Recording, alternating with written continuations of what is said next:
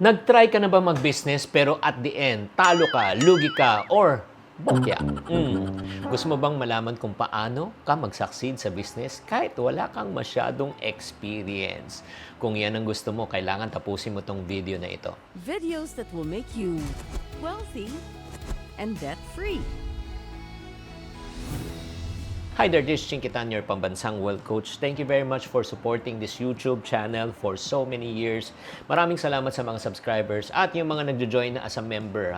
Uy, mag-join na kayo as a member. Bakit po? Kasi meron tayong mga privileges, makikita niyo yung mga videos at mga special na hindi niyo makapapanood na video, kayo lang po makakapanood. So right now, pag-uusapan po natin, paano ba magiging successful sa business kahit wala pang masyadong alam? Let's talk about statistics naman when it comes to starting a business. Alam mo, ang startup failure rate according to survey, especially sa Harvard University, na pinag-aralan ko during that time nung ako ay nananaginip pa.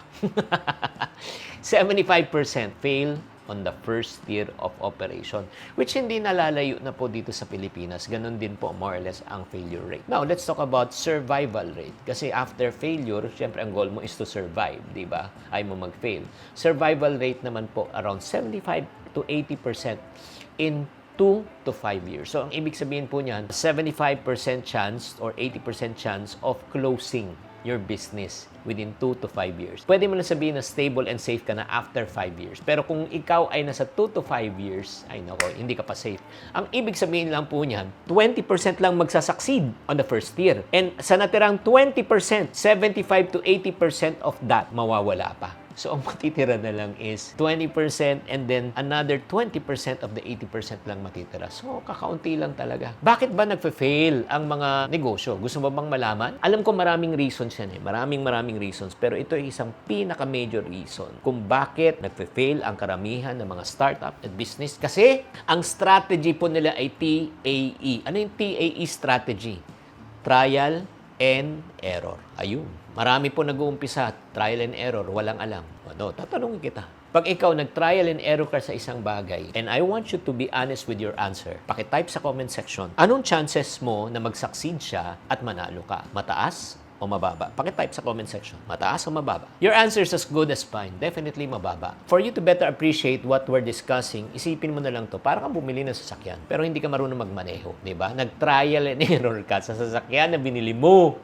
Ay, nako. Imagine mo to ha. 5 taon mong hinulugan ng sasakyan na hindi ka marunong mag-drive. After 5 years, tapos nung nakuha mo na yung sasakyan, di ba, denied mo, through trial and error, ano mangyayari? Mababangga. Sayang lang. Ganon din po sa negosyo. Ilang taon mo pinag-ipunan at pinaghirapan ang pera. Hindi mo alam kung paano mag-umpisa ng negosyo. Nainganyo ka lang, nabuyo ka lang, na-excite ka lang, nakita mo lang ng iba, sumaging successful. Nagsubok ka, nag-trial and error ka. So, ano mangyayari? Eh, di, nag-fail. Mas mataas po ang chance again in losing when you do not know what you're doing. Do I make sense? If I make sense, type make sense. So, ngayon, ayusin na natin ito once and for all. Gusto mo bang taasan natin ang chance ng success? Gusto mo bang maging successful sa business kahit wala kang experience? Then, kailangan tapusin mo talaga tong video na ito kasi i-reveal ko sa inyo ang isang sikreto ng matatagubay na negosyante. So, bago natin pag-usapan yan, ito, may study case lang po tayo para mas ma-appreciate nyo tong pinag-uusapan po natin. Si Bill Gates po, okay, ano yung expertise niya? Software development and technology. Alam nyo ba,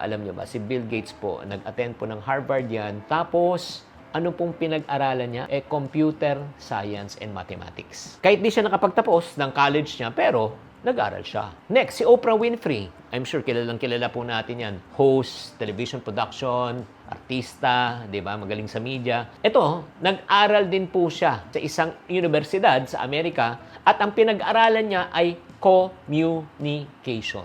Nag-start siya ng broadcasting career niya nung nasa college pa. Nasa radio siya, TV, di ba? In other words, nasa college pa, nag-umpisa na po siya. Ang pinag-aralan niya, communication. O, ito, pangatlo. Si Manny Pacquiao. Expertise niya, syempre, manakit ng tao. Boxing, di ba? At syempre, kumikita na siya sa sports and endorsement. Pero alam nyo ba, bago sila nag-umpisa, at maging sumikat yan, nag-drop out ng high school yan dahil sa kahirapan. Ang ginawa po niyan, ang solution niya during that time was to go into sports of boxing. Bakit po? Pinag-aralan po niya ang boxing at doon nga nabago ang kanyang buhay. Kung matitignan po nga natin tong tatlo na ito, si Bill Gates, si Oprah Winfrey, at the same time si Manny Pacquiao, what do they have in common? Number one, successful sila. Agree? Type agree if you agree. Number 2, mayaman sila. Di ba? And number 3, they got into something that they are good at. Pinasukan nila ang isang bagay na talagang alam nila at pinag-aralan nila. So, ano ang sikreto ng mga successful? Kung gusto mo mag-succeed, kailangan mag-aral. Ako, naniniwala ako, ang pagyaman, ang pagnenegosyo ay napag-aaralan. So, anong tamang diskarte? I-reveal ko na sa inyo step by step in order for you to increase your chances of succeeding in business. Ready ka na? Okay, kumuha kayong papel, ballpen ha, or if not, screenshot nyo to. Kung para maging matagumpay ka sa pagbibusiness, you should learn how to drive a car. Huh? What? Ibig sabihin, pag marunong ko magmaneho, magiging successful ako sa business? Yes. Ano kinalaman ng driving sa pagnenegosyo? Number 1. Di ba pag ikaw ay magda-driving, papasok ka muna saan? Driving school. Tapos pangalawa, pasok ka ng classroom, instruction. Pag-aaralan mo yung traffic signs, laws, regulation, and then may instructional videos or may teacher nagtuturo. Pagkatapos po niyan, magte-take ka ng exam. Pag pumasok ka na sa mga written exams or oral exams, ano next na step mo? Sasamahan ka na at pupunta na kayo sa sasakyan, di ba? Behind the wheel training na po yan. At merong isang expert at certified driving instructor na katabi mo at ipapakita po sa inyo paano mag-start ng sasakyan, paano tumigil ng sasakyan, paano mag-park ng sasakyan, di ba? At nung pinakita na po sa inyo, ano nang gagawin mo? Palit naman kayo. Ikaw naman na magdadrive, siya naman mag-o-observe para mag-ride ka. After that, nung nag-guide ka na, nakikita na talagang confident ka na, nasagot mo na lahat ng mga question mo. Siyempre, umpisa, namamatay-matay yan eh. Pero pagkatapos na sabi, hindi, huwag kang mag-alala. Yan, ituloy mo lang yan. Ingat ka.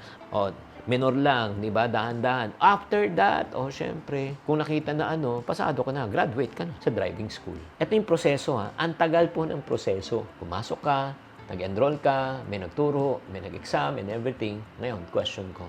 Meron bang eskwelahan na nagtuturo sa atin kung paano magnegosyo? So, ginagawa lang natin, meron akong magandang idea, subukan ko, pasok na sa negosyo. Parang meron kang biniling sasakyan, wala kang idea paano mag-drive, dinrive mo, nabangga ka. Kaya ang dami pong nag-fail. In order for you to increase your chances of succeeding kung ikaw ay nanonood at may plano ka magnegosyo, the key is learning. So, ano po ang gagawin po natin? So, i-adapt po natin kung ano po yung sa driving school, i-adapt lang po natin sa business school. Number 1, mag-enroll ka sa mga entrepreneurship courses or workshop. Marami namang mga free, di ba? Like for example, itong session natin na ito, libre naman to. Wala kayong babayaran. Ang dami na po mga free content. And then, pag-aralan nyo, paano yung business planning, paano yung market research, paano ba yung financial management, paano ba yung marketing strategies, paano ba yung branding, paano ba yung selling, di ba? Lahat, pag-aralan nyo po yan. That's number 1. Number 2, educate yourself with business fundamentals. Ano ba yung concept? Ano ba yung terminology? Ang good news, meron na rin ako dito sa YouTube. Hanapin nyo na lang yung Business 101.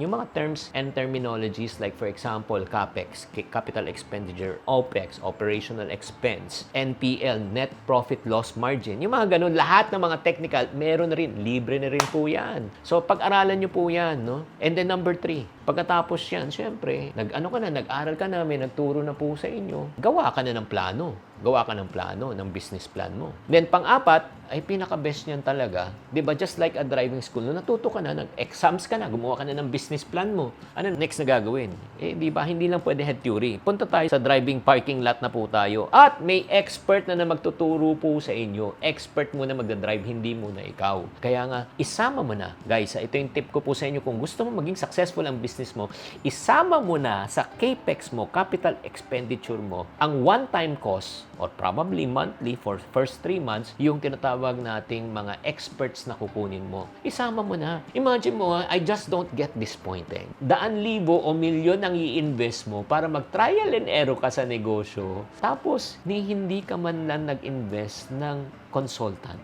to help you to check kung yung business idea mo ba mag-work o hindi. Without you knowing, kung nagtanong ka lang, they will save you hundreds of thousands or even millions of pesos. Yun nga minsan masakit na yung mga nagtatanong sa akin. Chinky, maganda ba tong idea na ito? Maganda ba yung ganito? Sabi ko, I don't think it will work. Paano na? Nag-umpisa na ako. Gets mo? May kakilala ba kayo mga taong nagtatanong na pero tapos na? Yan yung problema. So, I suggest na before you even start, seek mentorship and guidance. Look for experience, successful na negosyo, mga business advisors who can really provide you guidance and support, di ba? Para mabigyan ka ng feedback sa mga business idea mo at talagang makinig ka naman, mga friendship. And then after that, ngayon, di ba, parang driving yan, pinapakita na sa'yo, o ikaw na. So habang ginagawa mo, gain hands-on experience na, mag-ano ka na, mag-actual ka na, magbenta ka na, start ka na kahit na maliit. Ganun lang naman, di ba? Sa umpisa, sasakyan, pupugak-pugak yan, nanginginig ang buong sasakyan. Nanginginig ka rin sa business kasi hindi mo pa alam. Pero ito ang kagandahan, di ba? Pag napatakbo na yung sasakyan, di ba? Parang, wow, di ba? Naiiwasan mo na yung mga lubak, di ba? Naroon ka na mag-park. Magiging confident ka na. Ganun din sa negosyo. Habang ikaw ay kumikita na, di ba? Parang, wow, may pumapasok na pera, dumadami ng pera mo. Magiging successful ka na. Kaya nga, nagigets nyo. I hope you realize and appreciate this session of ours right now. Again, anong kailangan mo gawin? Enroll at a driving school. Diba? Pagkatapos niyan, may magtuturo, mag-take ka ng exams. Pagkatapos niyan, kasama mo yung instructor mo, papakita sa iyo. Pag marunong ka na, papakita mo sa kanya. Until such time na expert ka na, iiwanan ka na niya. Ganon din sa pagbibusiness. Maghanap kayo ng mga courses or if not naman tao na pwedeng mga magturo sa inyo. Tapos i-educate mo yung sarili mo. Mag-aral ka muna bago ka mag-umpisa. Produkto at serbisyo, nagbabago pero yung business fundamentals, hindi magbabago yan. And then, gumawa ka ng business plan. Maghanap ka ng mga expert na pwede magturo sa inyo. Paturo ka. Tapos, pagkatapos yan, magtanong ka from time to time. And then, from there, pag alam mo, kumikita na, kaya mo na, edi you're on your own. Na-appreciate nyo ba tong session natin na ito? Kung na-appreciate nyo, type appreciate in the section. So, para sa mga tao nang nagsasabi, Chinky, gustong-gusto ko sinabi mo pero wala akong mapuntahan. Wala akong mapagtanungan.